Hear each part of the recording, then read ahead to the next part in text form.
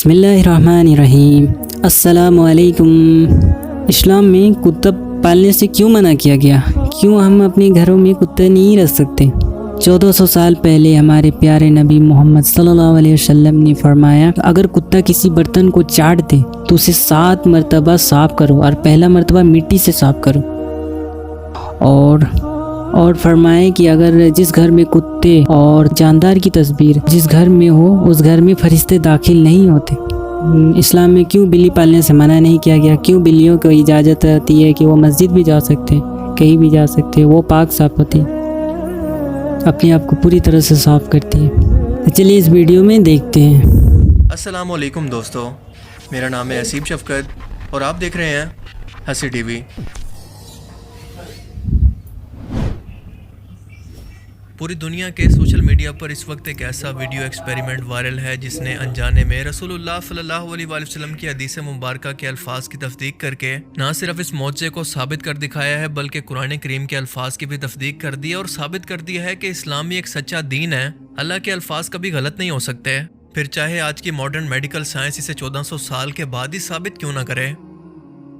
حال ہی میں کچھ سائنٹسٹ نے ایک بلی اور ایک کتے کے سلائیوا کا سیمپل لے کر جب اسے مائکروسکوپ کے نیچے رکھ کر اس کا رزلٹ دیکھا تو وہ حیران رہ گئے کہ 2 آج کے ٹائم کے پالتو جانور جو کہ 1400 سال پہلے بھی پالتو تھے، مگر ان میں سے ایک بلی کو جو کہ پاک ہے اور دوسرا کتے کو نجس یعنی ناپاک کہا گیا ہے۔ بالکل اسی طرح سے کتے کے سلائیوا کے اندر بے تحاشا بیکٹیریا موجود ہیں جو کہ واضح طور پر یہاں وہاں گھومتے ہوئے دیکھے جا سکتے ہیں، اور کتے کے کاٹنے کی وجہ سے انسانوں کے نروس سسٹم میں یہی بیکٹیریا خرابی پیدا کر کے مختلف قسم کی بیماریوں کی وجہ بنتے ہیں، مثال کے طور پر ریبیز وائرس۔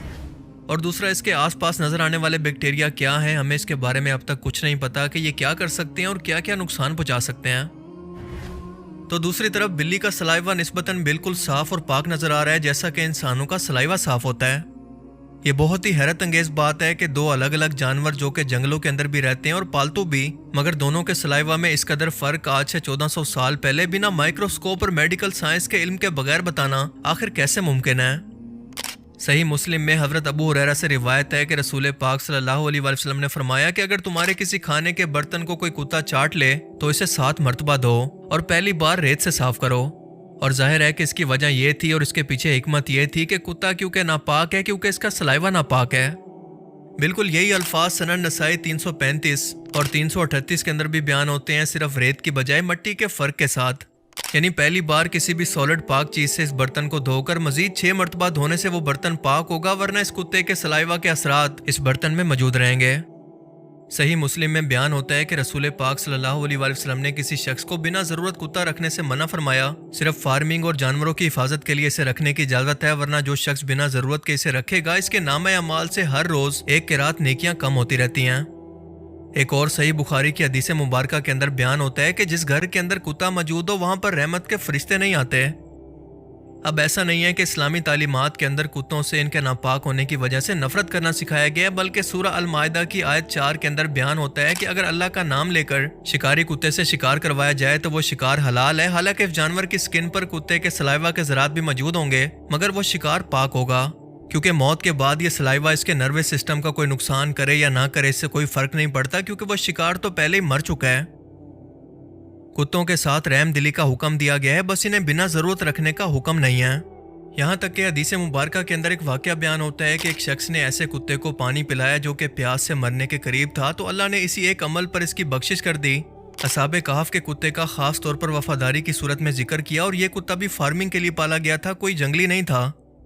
یعنی سیکیورٹی، شکار، فارمنگ یا ایک ایسا شخص جو کہ اپائے جو ضرورت کے مطابق کتے کو پال سکتا ہے مگر بنا ضرورت کے۔ اگر ہر شخص اسے گھر کے اندر پالنے لگے گا تو اس کے کپڑوں اور جسم کے ہمیشہ ناپاک ہونے کا ڈر لگا رہے گا، جس سے اس کی عبادتیں بھی ضائع ہو جائیں گی۔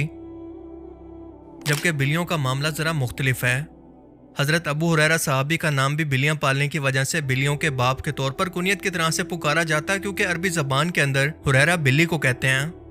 یہ ایک پاک جانور ہے اور خود کی صفائی ستھرائی کرنا اسے بہت پسند ہے، اور اسی لیے اسے پالتو رکھنے کے علاوہ مسجد میں داخل ہونے سے بھی نہیں روکا جاتا، اور جس پانی کو بلی پی لے اس سے جسم کو بھی دھویا جا سکتا ہے اور اس سے طہارت بھی ممکن ہے۔ رسول اللہ صلی اللہ علیہ وسلم کو بھی بلیاں بہت پسند تھی، اور عرب کے اندر یہ کہا جاتا ہے کہ آپ کی سب سے پسندیدہ بلی کا نام تھا مویزہ، مگر اس کا حدیث مبارکہ کے اندر کہیں پر کوئی ذکر موجود نہیں۔ بلیوں سے برے سلوک پر باقاعدہ سزا کی وعید سنائی گئی ہے، اور صحیح بخاری کے اندر بیان ہوتا ہے کہ ایک عورت کو اللہ نے ایک بلی کو بھوکا پیاسا رکھ کر اسے مارنے پر جہنم میں ڈال دیا۔ اسلام میں تمام جانوروں کے حقوق کے ساتھ ساتھ ان سے پیار اور محبت کا سلوک کرنے کا حکم دیا گیا ہے، مگر کتے اور بلی کی مختلف عادتوں اور صفائی پسند ہونے اور نہ ہونے کی وجہ سے ان کے پاک اور ناپاک ہونے کی حکمت ہمیں آج سمجھ میں آتی ہے۔ اللہ تعالیٰ ہمیں سمجھنے کی اور نیک عمل کرنے کی توفیق عطا فرمائے، آمین۔